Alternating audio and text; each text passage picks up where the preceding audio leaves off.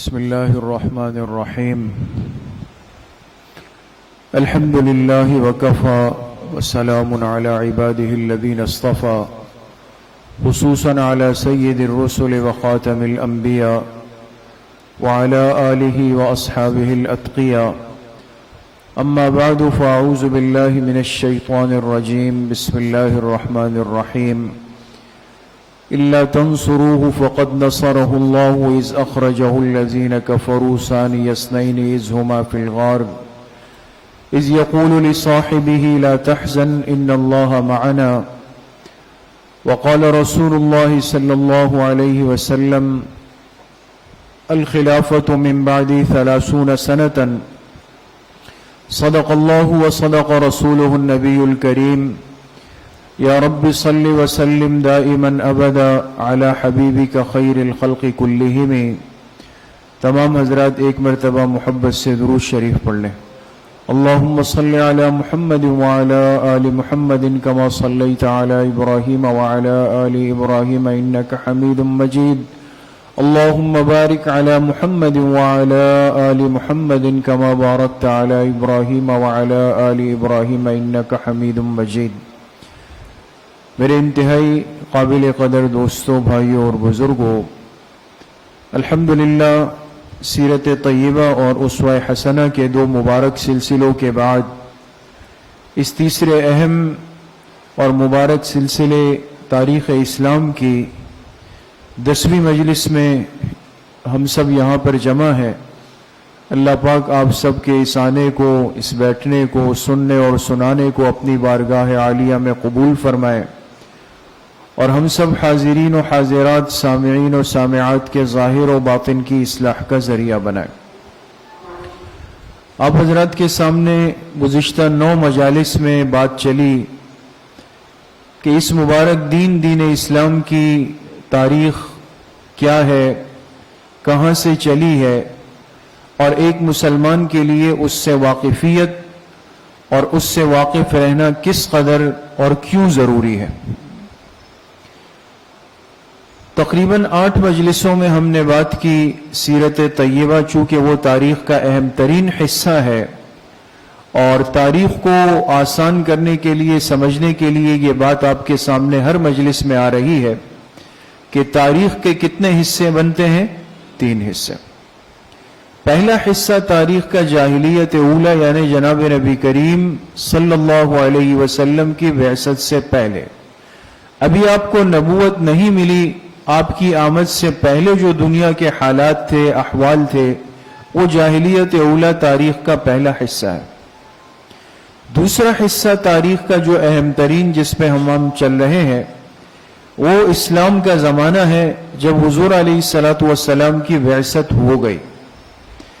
بعثت کے بعد آپ علیہ السلام نے اپنی مبارک زندگی کے 63 سال اس دنیا میں گزارے اور 63 سال کے بعد آپ دنیا سے تشریف لے گئے.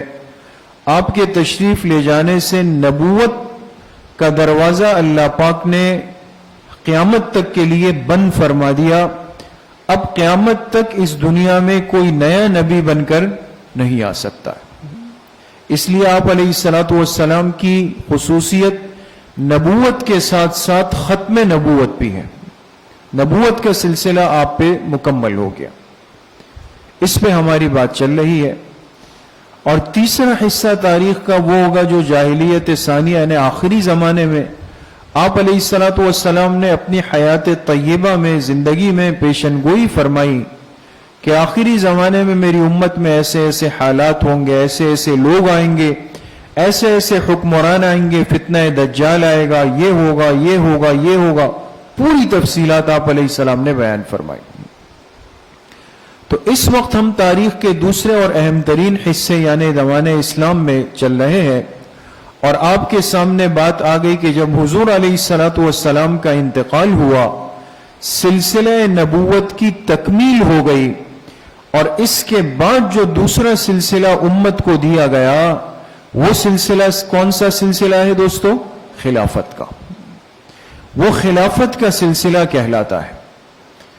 اب خلافت کا مطلب پچھلی مجلس میں آپ کے سامنے آیا اور ایک مسلمان کو سمجھنا چاہیے کہ خلیفہ کے معنی آتے ہیں نائب کے. جب اصل چلا جائے تو اس کے بعد اس کا نائب آتا ہے. اور یاد رکھیں خلیفہ کہتے ہی اس کو ہے جو پیچھے آئے, جو بعد میں آئے. امام اس کو کہتا ہے جو آگے ہو. نبوت کے بعد کوئی امام نہیں ہوگا, بلکہ نبوت کے بعد کیا ہوگی؟ خلافت ہوگی. جو بھی اب ہوگا وہ حضور علیہ السلام کے بعد آئے گا. تو اب جو دور شروع ہوا اس امت پر وہ کہلاتا ہے خلافت راشدہ کا. اور یہ ہماری تاریخ کا وہ روشن اور مبارک دور ہے جو قیامت تک کی انسانیت کے لیے ایک نمونہ ہے اور ایک مثال ہے.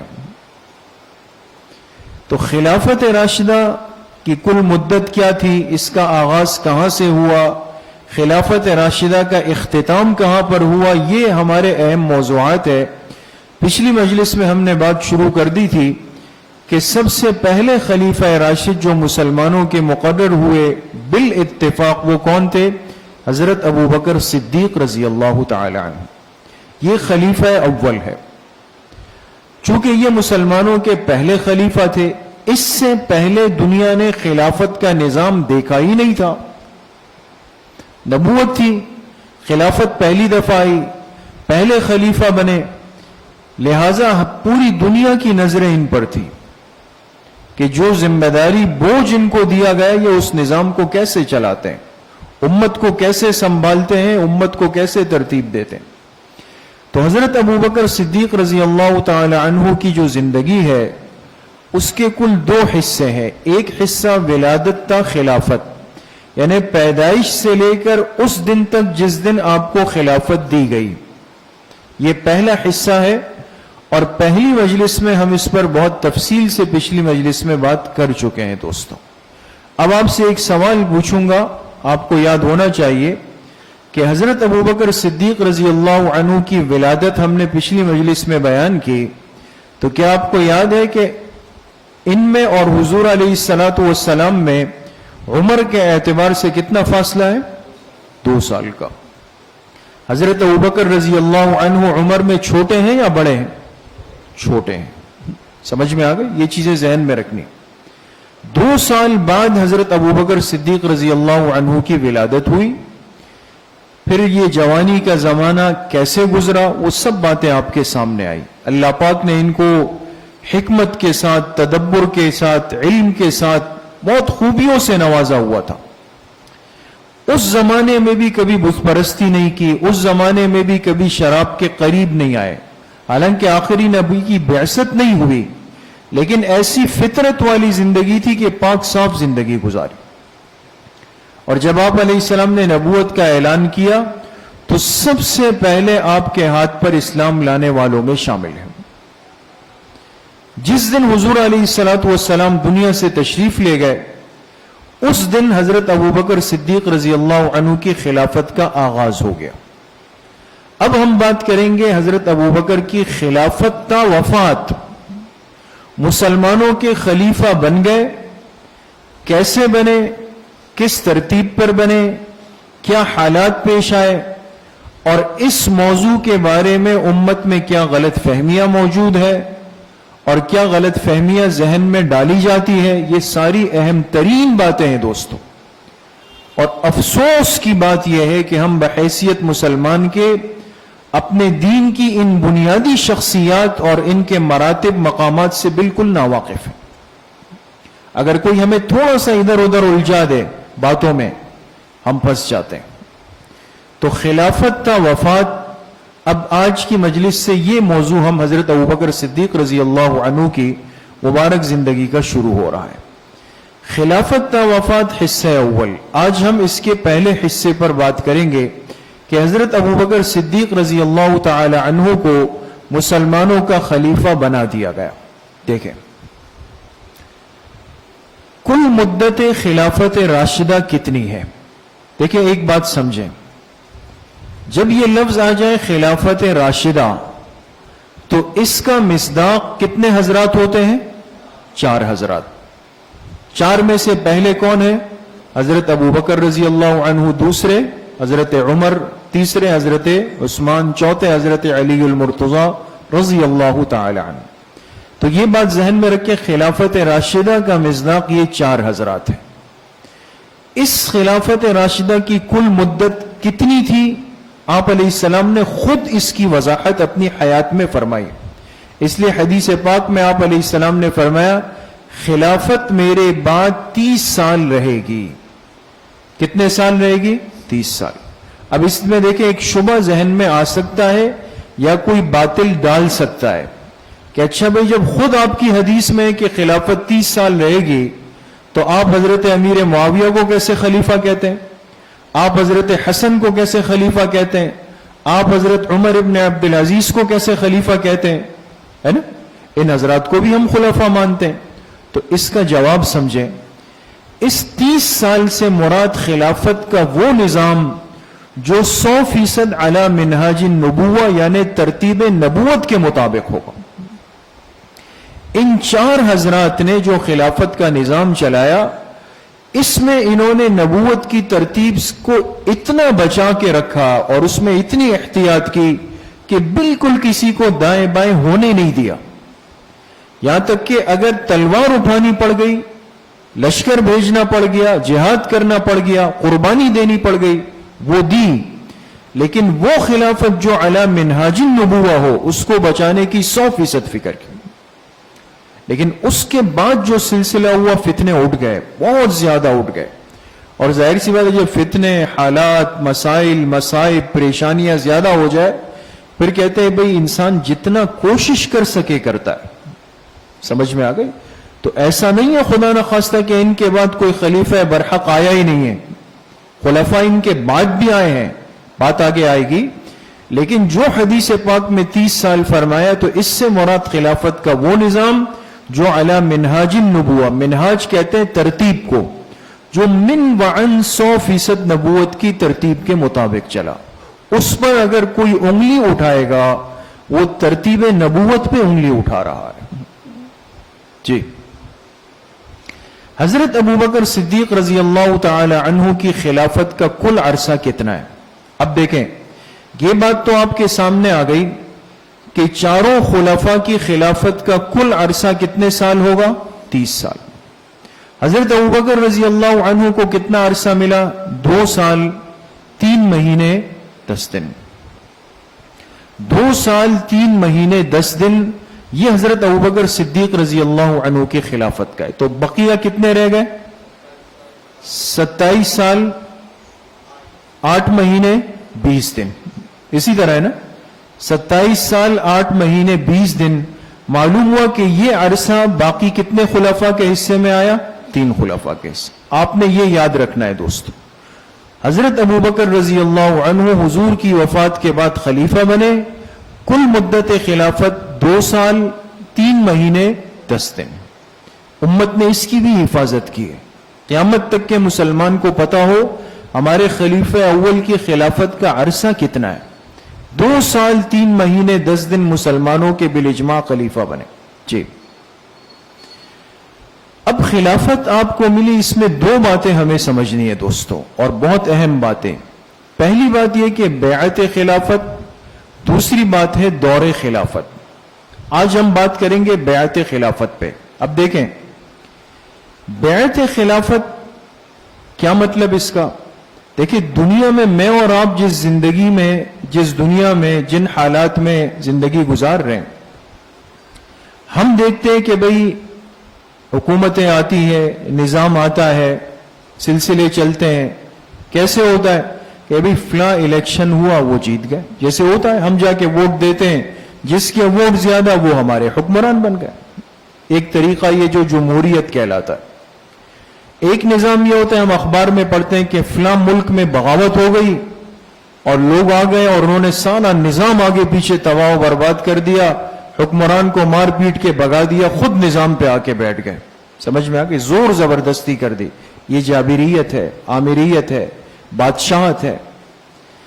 تو دنیا کے اندر یہ سارے نظام رائج تھے۔ کہیں پر بادشاہت تھی جو خاندانی چلتی تھی، باپ کے بعد بیٹا ہے، پھر پوتا ہے، پڑ پوتا ہے، ان کا نظام، چاہے آنے والا کتنا نالائق، نکما اور نکٹو ہو، لیکن چونکہ اس کا باپ بادشاہ تھا تو یہ بادشاہ بنے گا۔ سمجھ میں آ گئی؟ 100% غلط چیز ہے. دین اسلام نے جو تصور پیش کیا نا دوستو، وہ ہے خلافت کا. خلافت کے اندر کسی پہ زور زبردستی نہیں ہوتی، خلافت کے اندر افراد کی گنتی نہیں ہوتی. اب ظاہر سی بات ہے کہ اگر آپ کہیں کہ جی گنتی کی جائے تو آپ کے ملک میں پڑھا لکھا طبقہ کتنے فیصد ہے دوستوں؟ آپ کو پتہ ہے پاکستان کی مقدار خواندگی کتنے فیصد ہے؟ 13% سے کچھ اوپر ہے. 87% ہمارا طبقہ غیر تعلیم یافتہ ہے. تو اب آپ بتائیں کہ تعلیم یافتہ لوگ زیادہ ہوگا یا غیر تعلیم یافتہ؟ غیر تعلیم یافتہ. تو اگر تعداد پر فیصلہ کیا جائے تو پھر تو ہمارا حکمران کون ہونا چاہیے، پڑھا لکھا یا جاہل؟ جاہل ہونا چاہیے. تعداد تو ان کی زیادہ ہے. شریعت اور دین جو اللہ کی طرف سے آیا، اس نے تصور خلافت پیش کیا. ایک سمجھدار ذہن بیٹھے گا، امت کے سمجھدار طبقے کو لیا جائے گا، ان کو بٹھایا جائے گا، ہر طبقے کا ذہین دماغ آ کے بیٹھ جائے، 100 ہو، 200 ہو، 500 ہو، یہ بیٹھ کر طے کریں گے کہ بھئی اس وقت اس ملک کے لیے، دین کے لیے، عوام کے لیے، حالات کے اعتبار سے کون ہونا چاہیے. اس نظام کو نظام خلافت کہتے ہیں، اور اس نظام خلافت کے لیے باقاعدہ بیعت ہوتی ہے. کیا ہوتی ہے؟ بیعت ہوتی ہے. اب دیکھیں بیعت کیوں ہوتی ہے. آپ حضرات جانتے ہیں، آپ میں سے بہت سارے ساتھی کسی نہ کسی شیخ سے بیعت ہوں گے نا. بھئی آپ کس سے بیعت ہے؟ جی میں حضرت مفتی تقی عثمانی صاحب سے بیعت ہوں. آپ کس سے؟ جی میں حضرت مولانا شمس الرحمان صاحب سے ہوں. تو میں آپ سے پوچھتا ہوں، ان دو حضرات میں سے کسی نے آپ پہ زبردستی کی تھی کہ مجھ سے بیعت کر لیں؟ نہیں کی نا. جہاں انسان کا دل لگے، اطمینان ہو، وہاں انسان بیعت کرتا ہے. بات سمجھ میں آ گئی کہ بیعت کہتے ہی اس کو ہے جو انسان اپنے دل کے ارادے اور اختیار سے کرتا ہے، جہاں زبردستی نہیں ہوتی ہے. دوستو حضرت ابوبکر رضی اللہ عنہ کی خلافت کی بیعت ہوئی، یہ بات سمجھنا ضروری ہے. اور پھر خلافت کے بعد خلافت کا دور کیسے چلا، یہ ہمیں سمجھنا ضروری ہے. جی اب سمجھ لیں بیعت کی 4 قسمیں. ایک کہلاتی ہے بیعت اسلام، ایک ہے بیعت خلافت، ایک ہے بیعت جہاد، ایک ہے بیعت سلوک یعنی تزکیہ نفس. یہ اچھی طرح ذہن میں رکھیں. ہمارے اس مبارک دین میں بیعت کا تصور 4 چیزوں میں. ایک ہے بیعت اسلام. کیا مطلب؟ ایک کافر کو اللہ نے ہدایت دی، وہ اپنے کفر کی گندگی کو چھوڑ کے اسلام کی روشنی میں آتا ہے، تو وہ جس کے سامنے جا کے کلمہ پڑھتا ہے تو اس کو کہتے ہیں بیعت اسلام کہتے ہیں. اس کے بھی بہت سارے واقعات. ایک ہوتا ہے بیعت خلافت، جس پہ بھی ہم بات کریں گے، کہ ایک خلیفہ کا انتقال ہو جائے، اب اس کے بعد دوسرا خلیفہ مسلمانوں کا کون بنے گا، اس کے لیے جو بیعت ہوگی وہ کیا کہلائے گی؟ بیعت خلافت. ایک ہوتی ہے بیعت جہاد. خدا نخواستہ کافر مسلمان ملک پہ حملہ آور ہو گئے، مسلمانوں کی جان، مال، عزت، ایمان سب خطرے میں پڑ گیا، تو ایک مسلمان امیر کیا کرے گا؟ سب سے بیعت لے گا، جمع کرے گا کہ بھئی ہمارے ہاتھ پہ بیعت کرو کہ سب مل کر طاقت کے ساتھ، ایمانی جذبے کے ساتھ اس کفر کا پورا مقابلہ کریں گے. یہ بیعت کیا کہلاتی ہے؟ بیعت جہاد. اور چوتھی بیعت بیعت سلوک ہے، جس کو ہم کہتے ہیں بھئی فلاں میرے شیخ ہیں، فلاں میرے پیر صاحب ہیں. یہ بیعت جو ہے یہ بیعت سلوک کہلاتی ہے. دوستو تو ہم آج کی مجلس میں حضرت ابوبکر صدیق رضی اللہ عنہ کی جس بیعت پہ بات کریں گے وہ کون سی بیعت ہے؟ بیعت خلافت پہ بات ہوگی. آپ کو خلیفہ بنایا جا رہا ہے اور اس خلافت کی بیعت لی گئی. کس طرح لی گئی وہ آپ کے سامنے ہے. جی بیعت خلافت. جی بیعت خلافت میں 4 مرحلے ہیں دوستوں، اور یہ اہم ترین موضوع ہے جو ہر صاحب کلمہ مسلمان کو معلوم ہونا چاہیے. پہلی بات یہ ہے کہ ایک سقیفہ تھا. سقیفہ کہتے ہیں، آپ سمجھ لیں مہمان خانہ. ہمارے ہاں جیسے کہتے ہیں نا، ایک اب شہری زندگی میں تو یہ چیزیں ذرا مشکل ہے، لیکن گاؤں دیہات میں ایک اجتماعی بیٹھک ہوتی ہے، حجرے ہوتے ہیں، چوپال ہوتی ہے، جہاں جا کے لوگ شام کو رات کو جمع ہوتے ہیں، بیٹھتے ہیں، حال احوال سناتے ہیں نا. ایک ثقیفہ ایک جگہ تھی جہاں پر جا کے مدینہ منورہ کے لوگ بیٹھتے تھے. سمجھ گئے؟ یہ ایک اجتماعی بیٹھک آپ سمجھ لیں، اجتماعی مہمان خانہ. یہ بنو ساعدہ ایک قبیلہ تھا، ان کے نام سے مشہور تھا ثقیفہ بنو ساعدہ. تو پہلی بات یہ کہ جب حضور علیہ السلام کا انتقال ہوا اور آپ کے انتقال کی خبر پھیل گئی تو لوگ جا کر ثقیفہ بنو ساعدہ میں جمع ہونے لگ گئے، اس لیے کہ پہلا موقع تھا کہ امت حضور سے جدا ہو رہی. اب سمجھ نہیں آ رہا تھا کہ آگے کی زندگی کیسے چلائیں گے، کیا کرنا ہوگا، کون امیر بنے گا، کون امت کو سنبھالے گا، سب پریشان تھے. تو جہاں روزانہ جا کے لوگ بیٹھتے تھے وہیں پہ جا کے جمع ہو گئے. یہ ثقیفہ بنو ساعدہ میں اجتماع ہوا. کیا ہوا اس کی تفصیل ابھی آئے گی. دوسری بات یہ ہے کہ اس موقع پہ حضرت ابوبکر رضی اللہ عنہ نے انصار جو مدینہ کے رہنے والے لوگ تھے ان سے بڑی پرحکمت گفتگو کی، اس لیے کہ کچھ واقعات پیش آئے، انہوں نے جا کے ان سے کچھ بات چیت کی. تیسری بات ہم کریں گے کہ حضرت ابوبکر رضی اللہ عنہ کی جو خلافت خلیفہ ہے یہ بلا فصل ہے. فصل کس کو کہتے ہیں دوستو؟ جدائی کو الگ. ان کے اور حضور کے درمیان آپس میں کوئی فاصلہ نہیں ہے. یہ مسلمانوں کے بالاجماع خلیفہ اول ہے، اس بیچ میں اور کوئی نہیں آتا ہے. اسی کو کہتے ہیں خلافت بلا فصل. اور چوتھی بات یہ کہ آیا حضرت ابوبکر صدیق رضی اللہ عنہ جب خلیفہ بنے امت کے ذہنوں میں یہ شکوک و شبہات ڈالے جاتے ہیں کہ نعوذ باللہ اس بات پہ آیا حضرت علی کرم اللہ وجہہ وہ آیا ناراض تھے، آیا انہوں نے خلافت کی بیعت نہیں کی، فوراً نہیں آئے، کیا معاملہ پیش آیا؟ یہ چاروں باتیں سمجھنی. جی پہلی بات کریں گے ثقیفہ بنو ساعدہ میں لوگ جمع ہو گئے. جی ثقیفہ بنو ساعدہ یہ ثقیفہ مسجد نبوی کے مغرب میں ہے. ابھی آپ کے سامنے اس کی ایک تصویر آئے گی. مسجد نبوی کے بالکل مغربی جانب یہ مہمان خانہ بنا ہوا تھا. واقعہ کیا پیش آیا اب آپ حضرات غور کریں. جب حضور علیہ السلام کا انتقال ہوا تدفین کی تیاری ہو رہی ہے، تمام حضرات اس میں ایک مصروف تھے اور باقی لوگ غم سے نڈھال تھے.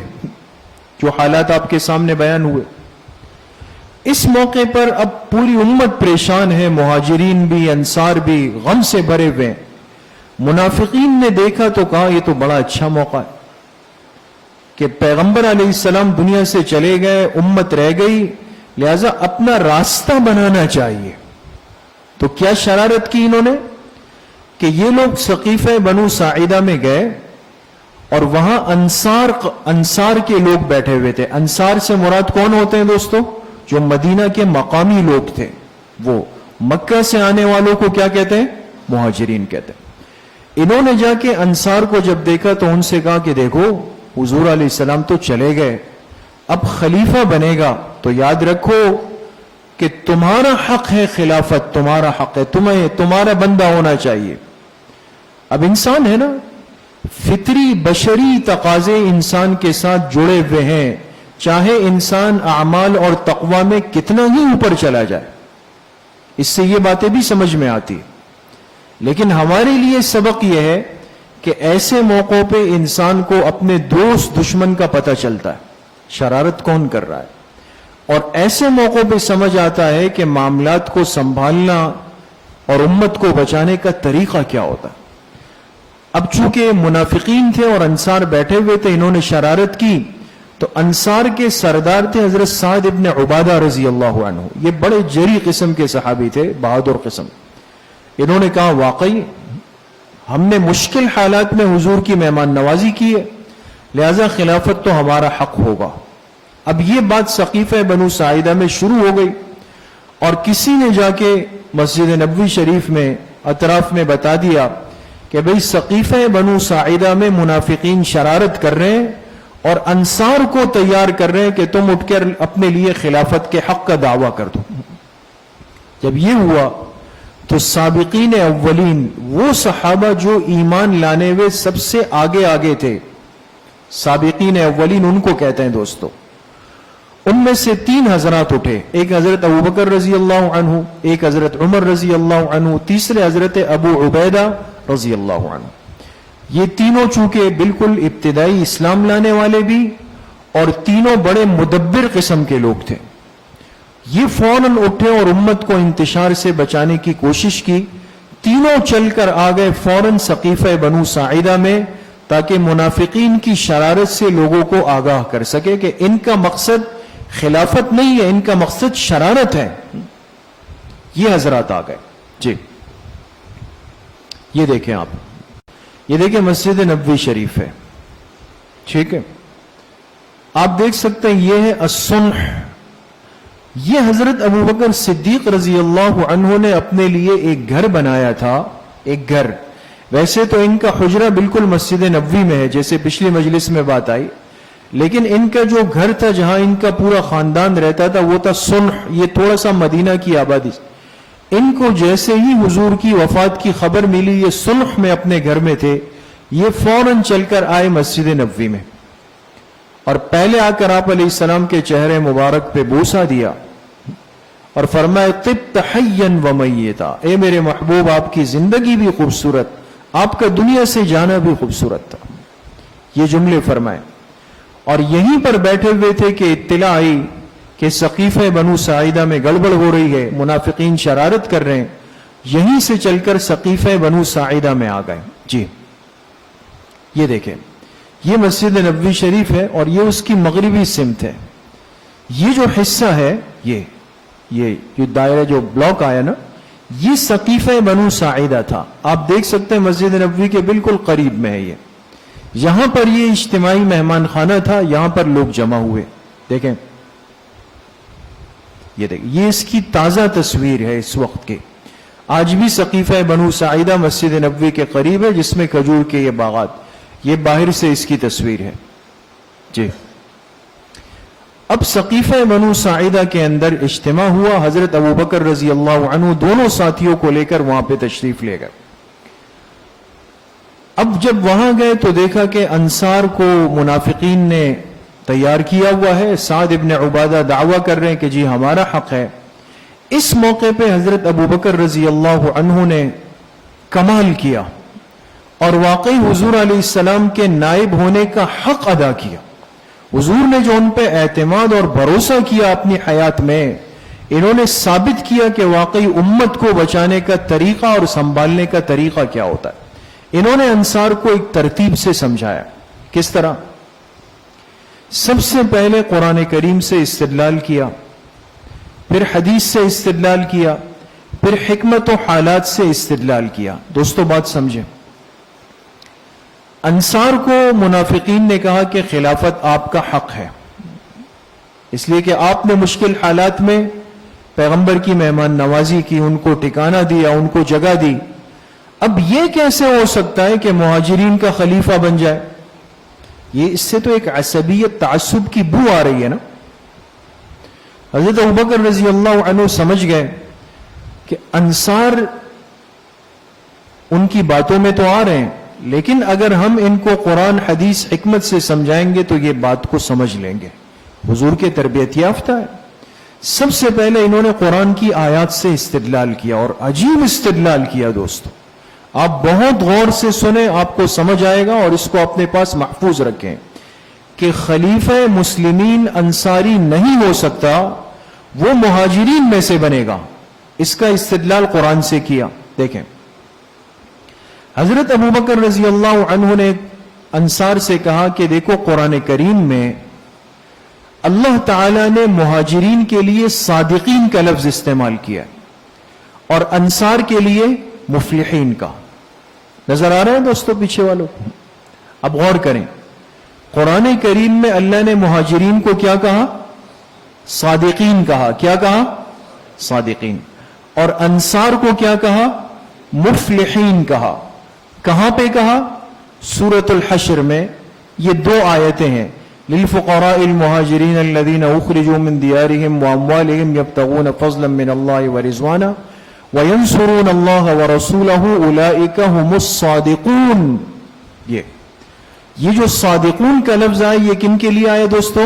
مہاجرین کے لیے. اور اگلی آیت والذین تبوؤوا الدار والایمان من قبلہم یحبون من ہاجر الیہم وَلَا يَجِدُونَ فِي صُدُورِهِمْ حَاجَةً مِّمَّا أُوتُوا وَيُؤْثِرُونَ عَلَىٰ أَنفُسِهِمْ وَلَوْ كَانَ بِهِمْ خَصَاصَةٌ وَمَن يُوقَ شُحَّ نَفْسِهِ فَأُولَٰئِكَ هُمُ الْمُفْلِحُونَ. صحیح ہے. یہ مفلحون کا لفظ اللہ پاک نے کن کے لیے استعمال کیا؟ انصار کے لیے. اب دیکھیں استدلال قرآن سے کر رہے ہیں. اب کہا کہ دیکھو قرآن مہاجرین کو صادقون کہتا ہے اور انصار کو کیا کہتا ہے؟ مفلحون کہتا ہے. سمجھ گئے؟ انہوں نے کہا بالکل سمجھ گئے. کہا اب دوسری آیت میں آؤ قرآن کی. دوسری جگہ قرآن کریم سورہ توبہ میں اللہ فرماتے ہیں یا ایھا الذین آمنوا اتقوا اللہ وکونوا مع الصادقین. اے ایمان والو اللہ سے ڈرو اور مل جاؤ، شامل ہو جاؤ کن کے ساتھ؟ صادقین کے ساتھ مل جاؤ. معلوم ہوا آگے کس نے چلنا ہے؟ صادقین نے چلنا ہے. پیچھے کس نے چلنا ہے؟ مفلحین نے چلنا ہے. تو صادقین نے آگے رہنا ہے اور صادقین کا مصداق کون ہے دوستو؟ مہاجرین. عجیب دیکھیں استدلال کیا. تو کہا اس سے پتہ چلا کہ خلافت مہاجرین کا حق ہے. سمجھ گئے؟ انہوں نے کہا سمجھ گئے. پھر حدیث سے حدیث پیش کی جی کہ دیکھو حضور علیہ السلام نے اپنی حیات مبارکہ میں فرمایا الخلافت من قریش. خلافت کا سلسلہ قریش میں چلے گا. تمہیں یاد ہے؟ انصار نے کہا واقعی یہ حدیث بھی ہمیں یاد آ گئی کہ حضور علیہ السلام نے یہ فرمایا تھا. ظاہر سی بات ہے کوئی منصب کے طلبگار تو نہیں تھے نا، دنیا پرست نہیں تھے، لیکن منافقین کی باتوں میں آ گئے تھے. تو فوراً جیسے ہی تنبیہ ہو گئی تو قرآن بھی سمجھ گئے، حدیث بھی یاد آ گئی. دو باتیں ہو گئی. تیسرے درجے میں کہا حکمت و حالات کا استدلال. کیا مطلب؟ دیکھیں اب حضرت ابوبکر رضی اللہ عنہ نے فرمایا دیکھو حکمت و حالات کا تقاضا بھی یہ ہے کہ تم انصار دو قبیلوں میں ہو. انصار کے دو قبیلے کون سے تھے؟ اوس اور خزرج. اب دیکھیں حضرت ابوبکر نے فرمایا چلو اگر میں تم میں خلیفہ بناتا ہوں تو کون بنے گا؟ تم میں لڑائی شروع ہو جائے گی. اوس والے کہیں گے جی ہمارا، خزرج والے کہیں گے ہمارا. تو خلافت تو اپنی جگہ پر رہی، امت میں انتشار اٹھ جائے گا. ٹھیک ہے. ایک بات پھر کہا دیکھو مہاجرین نے سب سے زیادہ حضور علیہ السلام کی صحبت اٹھائی. ہم تو مکی زندگی سے حضور کے ساتھ چلے ہیں. تم نے 10 سال گزارے، ہم نے 23 سال گزارے. ہم نے حضور کے زندگی کے ہر موقع کو دیکھا ہے. آگے امت کو چلانے کے لیے سارے معاملات کو جاننا ضروری ہے. لہذا انصار سمجھ گئے. اب دیکھیں تینوں باتیں سمجھ میں آ گئی تو کہا ٹھیک ہے خلیفہ آپ میں سے ہونا چاہیے. اب عجیب بات ہو گئی. جب وہ مسئلہ حل کیا تو حضرت ابوبکر رضی اللہ عنہ تو چونکہ خود بچ رہے تھے کہ کہیں مجھ پر نہ آ جائے بوجھ، تو فوراً جو دو ساتھی اپنے ساتھ لے گئے تھے نا حضرت عمر، حضرت ابو عبیدہ ابن الجراح، ان کو ہاتھ پکڑ کے کھڑا کر دیا اور کہا ہاں بھائی ان دو میں سے کسی کو اپنا خلیفہ آپ بنا لو. اب عجیب صورتحال ہو گئی. لوگ سمجھ کیا رہے تھے؟ انہوں نے ان دونوں کو آگے کر دیا. حضرت عمر رضی اللہ عنہ دیکھ رہے تھے، فوراً سمجھ گئے کہ بڑی مشکل سے جو معاملات قابو میں آئے ہیں کہیں ایسا نہ ہو کہ دوبارہ معاملہ پیچھے چلا جائے. حضرت عمر رضی اللہ عنہ نے فوراً حضرت ابوبکر کا ہاتھ پکڑا، کوئی بات نہیں کی، فوراً ان کے ہاتھ پکڑ کر بیعت کے کلمات کہتے کہ بھئی ہم تو ان کے ہاتھ پہ بیعت کرتے ہیں. جب انہوں نے بیعت کی حضرت عمر رضی اللہ عنہ نے تو تمام انصار نے کھڑے ہو کر بیعت کی. سمجھ گئے؟ ان سب نے بیعت کر لی. اگلا دن جب ہوا تو مسجد نبوی میں تمام مسلمان جمع ہو گئے. انہوں نے حضرت ابوبکر کے ہاتھ پہ بیعت کر لی، سوائے منافقین کے اور کوئی بھی پیچھے نہیں رہا. بات سمجھ گئے دوستو؟ ترتیب سمجھ میں آ گئی؟ تو سقیفہ بنو ساعدہ میں حضرت ابوبکر کے ہاتھ پر وہاں موجود حضرات نے بیعت کی. اگلے دن مسجد نبوی میں بیٹھ گئے اور پھر تمام مسلمانوں نے آ کے آپ کے ہاتھ پہ بیعت کر لی. جی تیسری بات اب کریں گے حضرت ابوبکر کی خلافت بلا فصل. اب یہ تھوڑا سا نازک مسئلہ ہے لیکن مسئلہ ہمارے عقیدے کا ہے. اس امت مسلمہ کا اس پر اجماع ہے، یہ لفظ یاد رکھیں. امت کا اس پر کیا ہے؟ اجماع. اجماع اس فعل کو کہتے ہیں جس میں کوئی اختلاف نہ کرے, سب 100% متفق ہو. سب کا اجماع ہے کہ خلافت بلا فصل کن کے پاس ہے؟ حضرت ابو بکر رضی اللہ عنہ. اس میں کوئی دو رائے نہیں, کوئی اختلاف نہیں, کوئی شبہ نہیں, کوئی اشکال نہیں. وخلافته بلا فصل, یہ اس امت کا اجماعی عقیدہ ہے دوستو کہ حضرت ابو بکر رضی اللہ عنہ مسلمانوں کے خلیفہ بلا فصل ہے. اب اس پر لوگ اعتراض کرتے ہیں کہ جی آپ کیسے یہ دعویٰ کر رہے ہیں کہ حضور کے بعد حضرت ابو بکر ہی خلیفہ بنیں گے, کوئی اور نہیں بن سکتا. بہت ساری باتیں, لیکن چند باتیں جو ہم یاد رکھ سکتے ہیں وہ ذہن میں رکھیں. ایک تو آپ علیہ السلام نے اپنی زندگی میں اشارے دیے. کس طرح؟ سب سے پہلی بات کیا بنایا؟ حج کا امیر بنایا.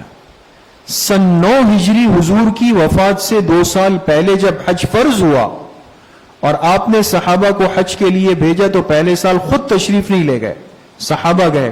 ان کا امیر حج کس کو بنایا؟ حضرت ابو بکر رضی اللہ عنہ. اشارہ کر دیا کہ یہ امیر ہونے کے حقدار ہے.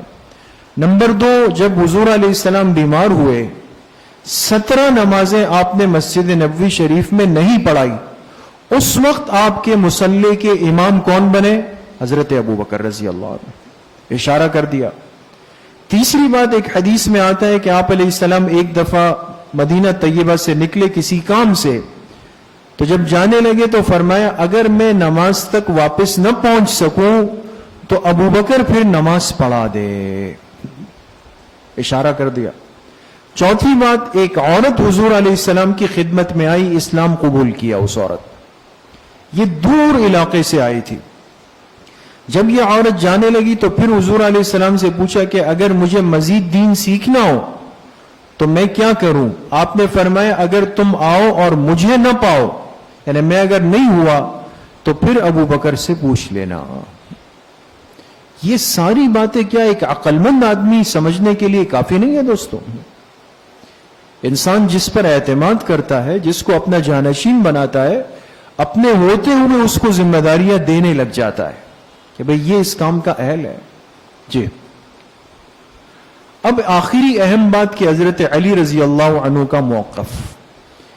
بہت سارے بدباطن قسم کے لوگ, باطل پرست لوگ, وہ کہتے ہیں کہ بھئی نعوذ باللہ حضرت ابو بکر رضی اللہ عنہ جب خلیفہ بنے تو اس بات کو حضرت علی کرم اللہ وجہہ نے قبول نہیں کیا, وہ ناراض ہو گئے, ان سے مشورہ نہیں ہوا. کیوں نہیں ہوا اور وہ کیوں ناراض ہوئے؟ تو وہ کہتے ہیں چونکہ حق ان کا تھا. حالانکہ صحابہ تھے وہ, آپ نے ابھی سنا کہ حضرت ابوبکر رضی اللہ عنہ نے کن کو آگے کیا؟ حضرت عمر, حضرت ابو عبیدہ. اگر وہ اتنے ہی طلبگار تھے تو ان کو کیوں آگے کر رہے ہیں؟ وہ تو ان چیزوں سے دور ہونے والے تھے کہ یہ تو منصب ہے, بوجھ ہے, ذمہ داری ہے, قیامت کے دن اس کا جواب دینا ہے. اب حضرت علی رضی اللہ عنہ کا موقف کیا تھا؟ بعض لوگ کہتے ہیں کہ حضرت علی ناراض ہو گئے اور 6 مہینے تک انہوں نے حضرت ابو بکر رضی اللہ عنہ کو خلیفہ نہیں مانا, ان کے ہاتھ پہ بیعت نہیں کی. یہ بعض لوگ اعتراض کرتے ہیں. اس اعتراض کی حقیقت کیا ہے اور حضرت علی رضی اللہ عنہ کا موقف کیا ہے؟ جی دیکھیں, 3 باتیں آپ کو یہاں سمجھنی ہے. بعض کتابوں میں ہے کہ حضرت علی رضی اللہ عنہ نے شروع میں 6 مہینے بیعت نہیں کی. یہ بالکل کمزور اور غلط بات ہے. بلکہ دوسرے دن, ابھی آپ کے سامنے آیا نا کہ بیعت 2 دن ہوئی, ایک تو سقیفہ بنو ساعدہ میں اور دوسرے دن کہاں ہوئی؟ مسجد نبوی. چونکہ حضور علیہ السلام کے گھر میں کفن کی ترتیب میں مصروف تھے حضرت علی رضی اللہ, تو جب اگلا دن ہوا تو یہ 2 حضرات جو پہلے دن بیعت نہیں کر سکے تھے بڑے لوگوں میں سے, یہ دونوں مسجد نبوی آئے اور ایک ساتھ حضرت ابو بکر رضی اللہ عنہ کے ہاتھ پر کیا کی؟ بیعت کی. 6 مہینے نہیں, اگلے دن آ کر بیعت کی. اب رہی یہ بات کہ بعض کتابوں میں, ہماری کتابوں میں یہ روایات ملتی ہیں, آپ کو کہا جائے کہ جی آپ کی فلاں کتاب میں فلاں میں لکھا. اب سمجھے بات, 6 ماہ کے بعد جس بیعت کا ذکر ہے وہ تجدید بیعت ہے. وہ کیا ہے؟ تجدید بیعت. تجدید جانتے ہیں دوستوں؟ تجدید کا لفظ سمجھتے ہیں؟ آج کل کی اصطلاح میں آپ کہیں جیسے ہمارا یہ پاسپورٹ ختم ہو جاتا ہے نا 5 سال کے بعد، تو ہم اس کو کیا کرواتے ہیں؟ رینیول پاسپورٹ، ہے نا؟ تو اب 5 سال کے بعد رینیول پاسپورٹ بنوانے کا یہ مطلب تھوڑی ہے کہ پہلی دفعہ بنا رہا ہے، پچھلے پاسپورٹ کی مدت کو تازہ کر رہا ہے، لائسنس کو ریونیو کر رہا ہے نا؟ یہ ساری چیزیں رینیول ہوتی ہے۔ طلبہ مدارس اسکول میں پڑھتے ہیں، کہتے ہیں اگلے سال آپ کے ایڈمیشن کی تجدید ہوگی، ری ایڈمیشن ہوگا، ایک ترتیب ہوتی ہے۔ تو اسی طریقے سے 6 مہینے کے بعد تمام حضرات کو دوبارہ جمع کیا گیا تھا کسی مسئلے پر، اور سب نے بیعت کی تجدید فرمائی، رینیول کیا۔ تو وہ جو 6 ماہ کا ذکر ہے وہ بیعت نہیں، بلکہ وہ کیا ہے دوستو؟ تجدید بیعت ہے۔ سمجھ میں آ گئی؟ ورنہ اگر یہی بیعت ہوتی تو 6 ماہ تک مسجد نبوی میں حضرت ابوبکر کے پیچھے نمازیں کس طرح پڑھی؟ اب اگر کوئی کہے نعوذ باللہ حضرت علی نے بیعت نہیں کی تھی، تو سوال یہ کہ ان 6 مہینوں تک سب مانتے ہیں، اپنے پرائے سب، کہ امام تو مسجد نبوی کے حضرت ابوبکر صدیق رضی اللہ عنہ تھے۔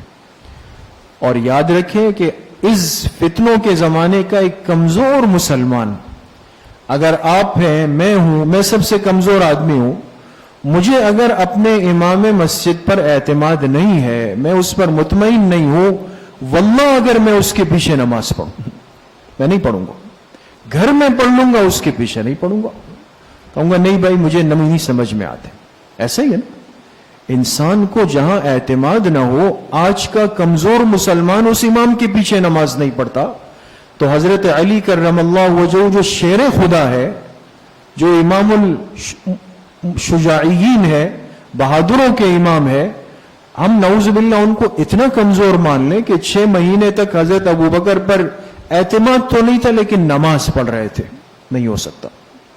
نماز اسی وقت پڑھی جب ان کو امام برحق مانا، اسی صورت میں پڑھی جب خلیفہ برحق مان لیا۔ ایک بات۔ دوسری بات یہ کہ ان دونوں حضرات کی آپس میں بے انتہا محبت تھی، کم نہیں، بے انتہا محبت، اور اس کے کئی مشاہدات و مناظر مستند درجے میں۔ آپ کو معلوم ہونا چاہیے کہ حضرت علی کرم اللہ وجہہ کا نکاح حضور کی صاحبزادی حضرت فاطمہ رضی اللہ عنہا سے ہوا نا، تو اس کی ترغیب حضرت علی رضی اللہ عنہ کو دینے والے کون تھے آپ کو پتا ہے؟ حضرت ابوبکر نے آ کے ان سے کہا کہ آپ جائیں اور اپنے لیے حضرت فاطمہ کا ہاتھ مانگ لیں، اور جب جانے لگے فرمایا اگر کوئی ضرورت ہو تو ابوبکر کا مال حاضر ہے، ہم آپ کے نکاح میں خرچہ کریں گے۔ اور پھر جب حضرت فاطمہ رضی اللہ عنہا کا انتقال ہوا، یہ نقطے کی علمی باتیں عرض کر رہا ہوں، حضرت علی کی اہلیہ حضرت فاطمہ کا جب انتقال ہوا تو ان کو غسل دینے والی عورت حضرت اسما بنت عمیس ہے، اسما جو حضرت ابوبکر رضی اللہ عنہ کی بیٹی ہے، اور حضرت فاطمہ رضی اللہ عنہ کا انتقال ہوا تو مسلمانوں کے خلیفہ حضرت ابوبکر صدیق رضی اللہ تعالی عنہ نے ان کی نماز جنازہ پڑھائی ہے۔ یہ ساری باتیں دوستو محبت کی دلیل ہے یا عداوت کی دلیل ہے؟ محبت کی دلیل۔ تیسری بات یہ کہ باغ فدق کا ایک غلط بہتان باندھا گیا حضرت ابوبکر رضی اللہ عنہ پر۔ باطل پرست قسم کے لوگ کہتے ہیں نعوذ باللہ کہ حضرت ابوبکر جب خلیفہ بن گئے تو انہوں نے ایک زیادتی کی۔ وہ زیادتی یہ کی کہ ایک باغ تھا حضور علیہ السلام کا، فدق، خیبر کے قریب ایک جگہ ہے، اس کا نام ہے فدق۔ اس کا ایک باغ غزوہ خیبر کے موقع پر مال غنیمت میں ملا حضور علیہ السلام کو۔ وہ باغ آپ نے اپنے لیے رکھا، اور اس مال، اس باغ کی جتنی آمدنی آتی تھی، یہ باغ فدق ہے موجودہ زمانے میں، اس کی ساری آمدنی جو ہے وہ اہل بیت پہ، ازواج مطہرات اپنی بیٹیوں پہ خرچ فرماتے۔ جب حضور علیہ السلام کا انتقال ہوا تو حضرت فاطمہ رضی اللہ عنہا کے ذہن میں آیا کہ بھئی اب تو میرے والد دنیا سے تشریف لے گئے، تو ہوتا یہ ہے کہ جب والد چلے جائیں تو ان کی میراث کن کو ملتی ہے؟ اولاد کو ملتی ہے نا۔ تو ان کو لگا شاید باغ فدق میرا حق ہے، مجھے ملنا چاہیے۔ حضرت ابوبکر رضی اللہ عنہ کے پاس آئی تو انہوں نے فرمایا کہ حضور علیہ السلام کا ارشاد ہے کہ انبیاء اپنی میراث میں مال چھوڑ کر نہیں جاتے، بلکہ انبیاء کی میراث علم ہوا کرتی ہے۔ مال انبیاء کی میراث نہیں ہوتی، لہذا میں وہی کروں گا جو حضور علیہ الصلوۃ والسلام نے کیا۔ لہذا ساری زندگی حضرت ابو بکر رضی اللہ عنہ نے فدق باغ سے آنے والا جتنا اس کا سرمایہ تھا، فائدہ تھا، وہ انہی سب پہ خرچ کرتے، اپنی ذات پہ نہیں خرچ کیا۔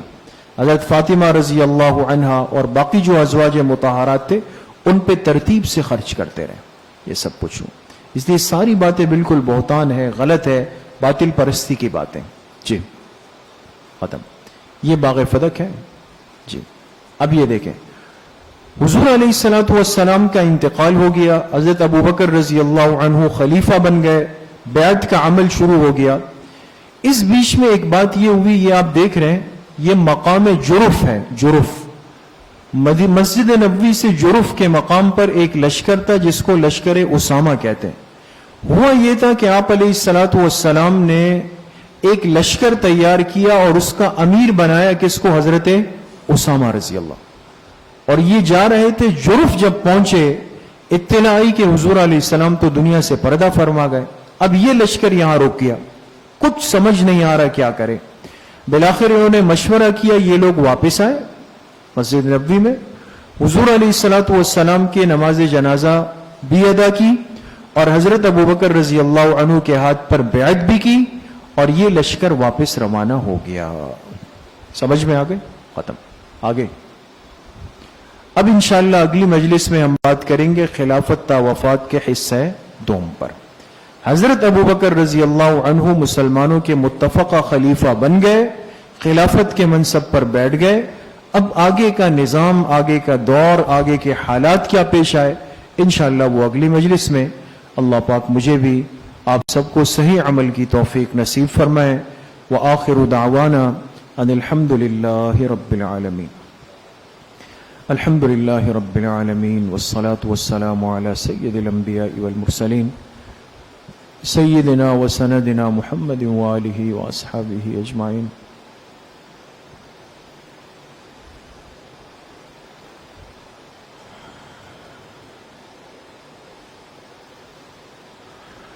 وصلی اللہ وسلم علی نبینا محمد وآلہ واصحابہ اجمعین برحمتک۔